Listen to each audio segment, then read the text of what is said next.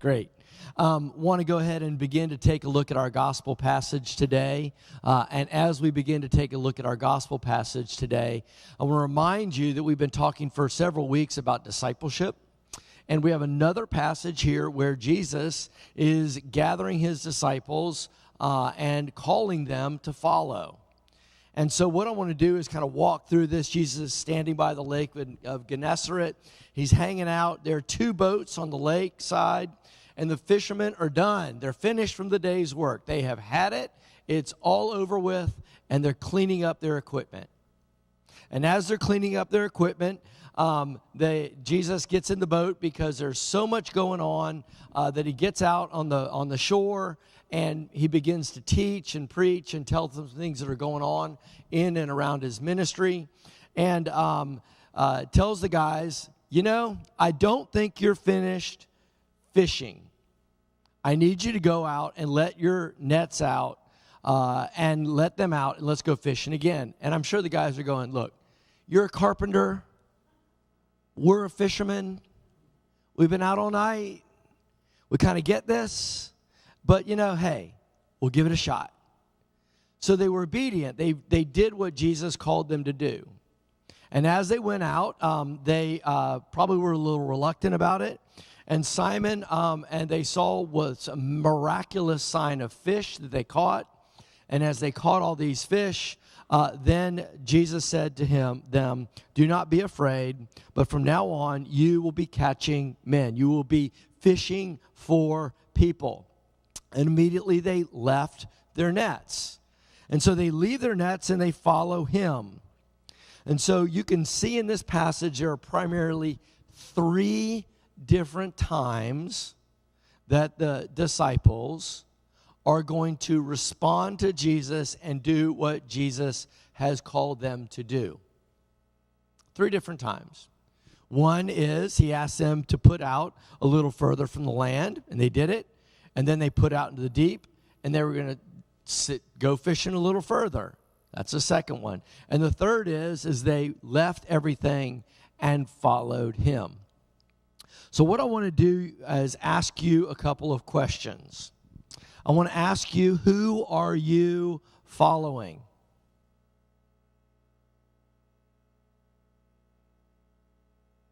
Does this following of whatever you're following, may it be a football team or whatever, does it give life?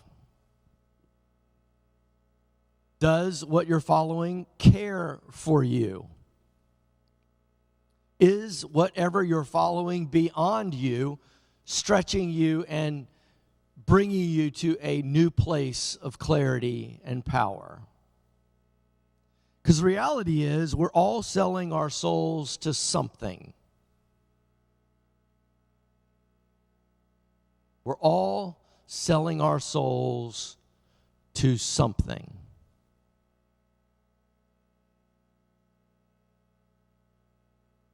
The disciples are listening. They've been following and kind of seeing what this guy's up to for a while. They've been just kind of scoping him out, trying to figure out what Jesus is all about.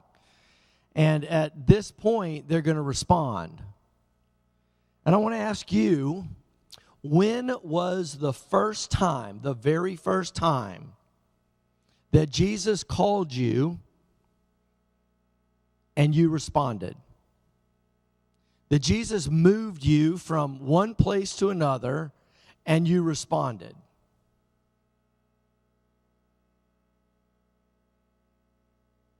That's a pretty heavy question. Do you know when Jesus began to reach out to you and you responded?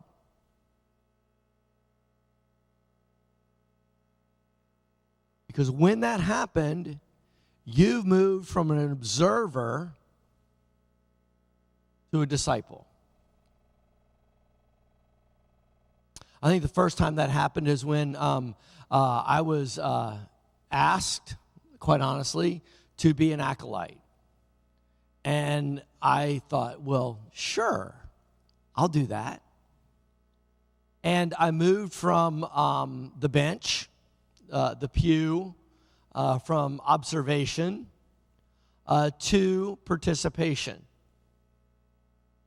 Another time that happened greatly for me is when I began to sing in the youth choir at church. And I really had a beautiful voice back then. Those of you that know my voice and the renowned, robust nature of my singing voice find that pretty incomprehensible. But I began to sing. And as I began to sing praises the Lord, I was singing a duet with a little girl, and I'm not sure if I enjoyed the duet or the song or what, but it was a lot of fun. And I began to sing, and all of a sudden, the congregation began to respond.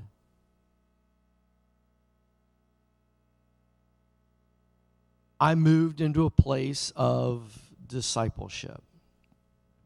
And in doing so, I had to go to practice. I had to do all this stuff in order to kind of come along the way and follow and be molded and shaped by my music teacher. I had to do all this stuff. And some things began to change within me at the time I began to follow.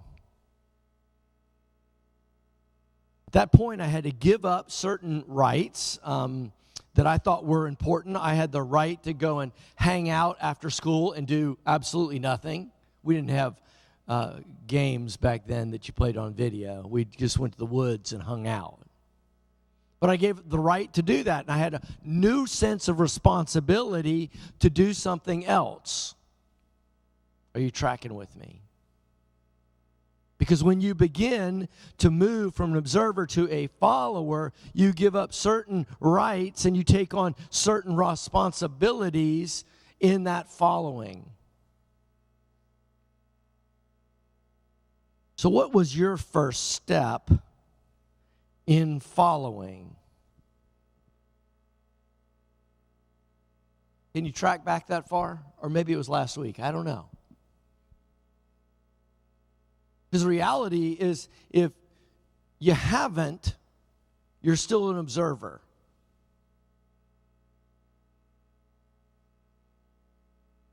But God is calling you and I to discipleship, followership,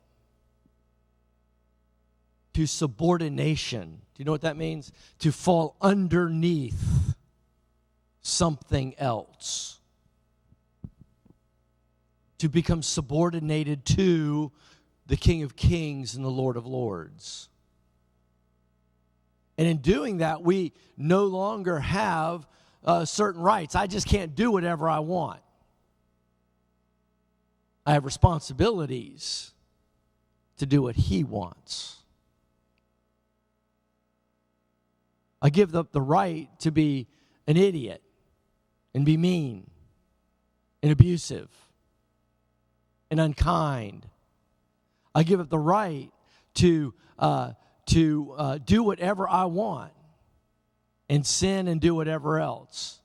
But I take on the responsibility, the yoke of the one that I'm following, and become underneath him.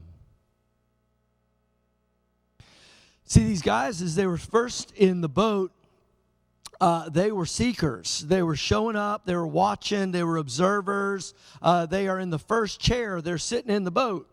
And as they're sitting in that boat, they're in the first chair just seeking and observing and kind of watching. And the honest to God truth of the matter is, many of us have been seekers way too long, sitting in the boat.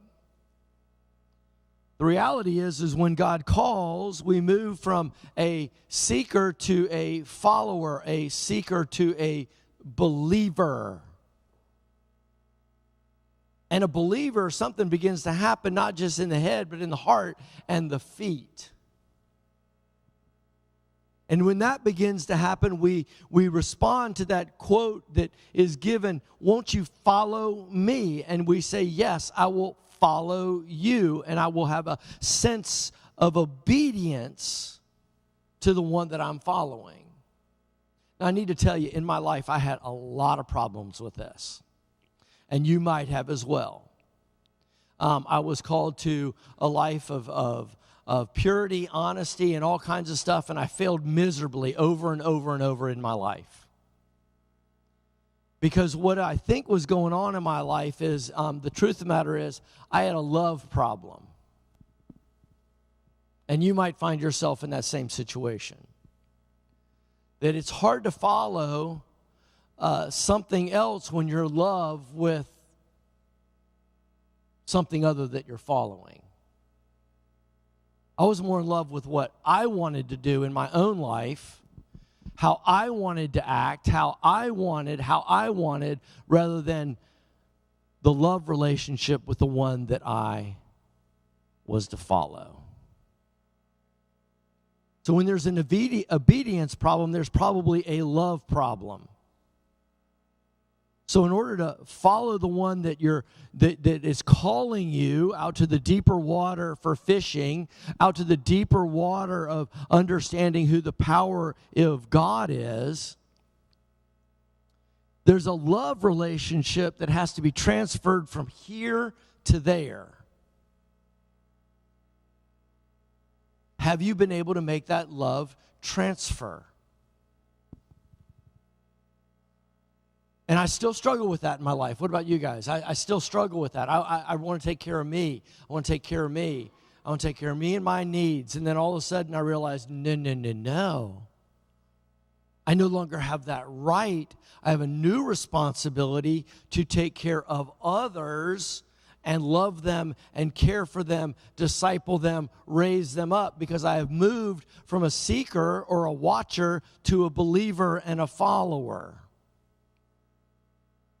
And this is what's happened to the disciples at this point.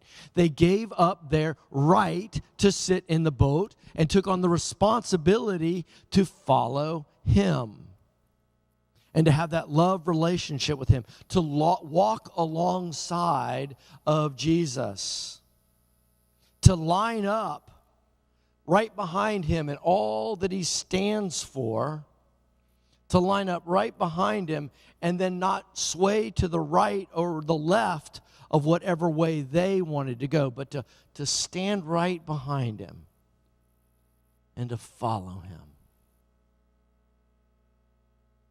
How's your followership? Do you have an obedience problem because you have a love problem? Well, the truth of the matter is as a disciple and a believer, what ends up happening is our flesh and our identity and those things that we want to do more and more get crucified in the flesh. And as they're crucified in the flesh, we take on more of who Jesus is.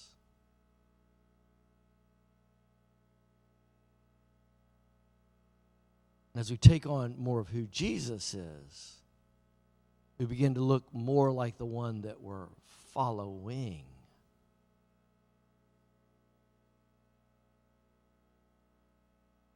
Dear friends in Christ,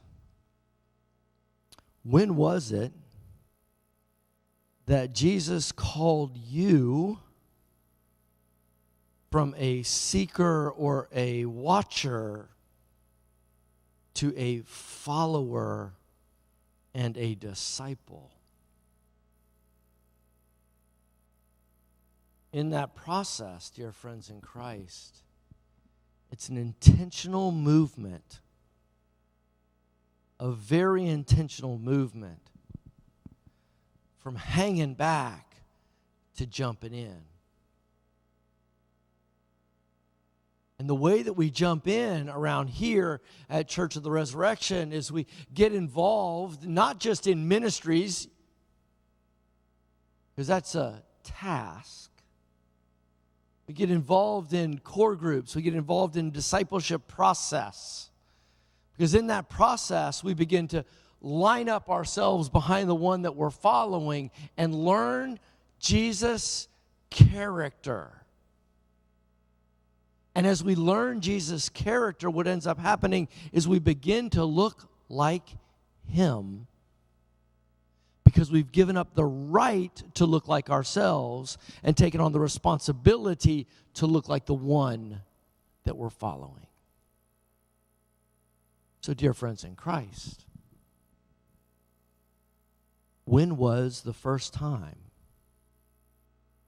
that you became a follower, moving from the bench to the one who is being discipled?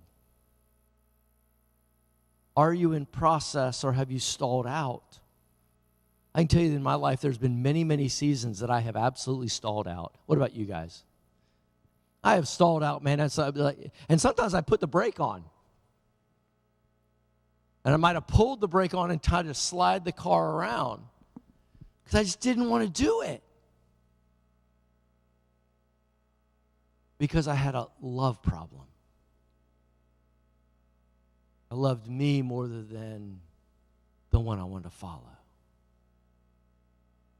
Today, as you sit and you ruminate with this, you might be like Gideon, in the passage that you read so beautifully.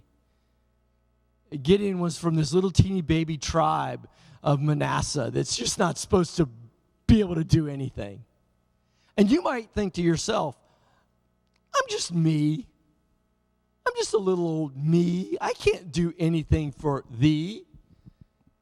And God calls Gideon to the point of being a judge and says, I'm calling you and I want you, no matter how small you think you are, I want you.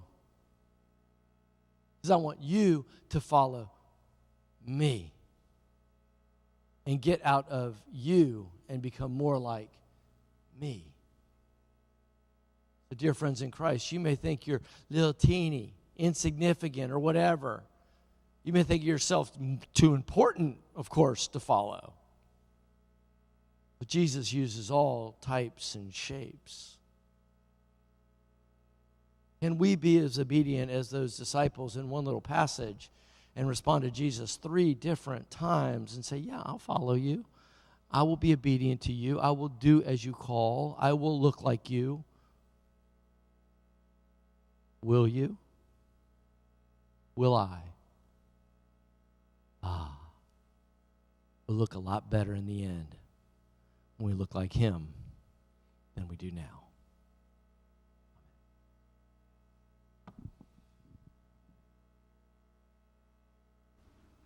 Let us stand and boldly confess our faith, saying together the Nicene Creed.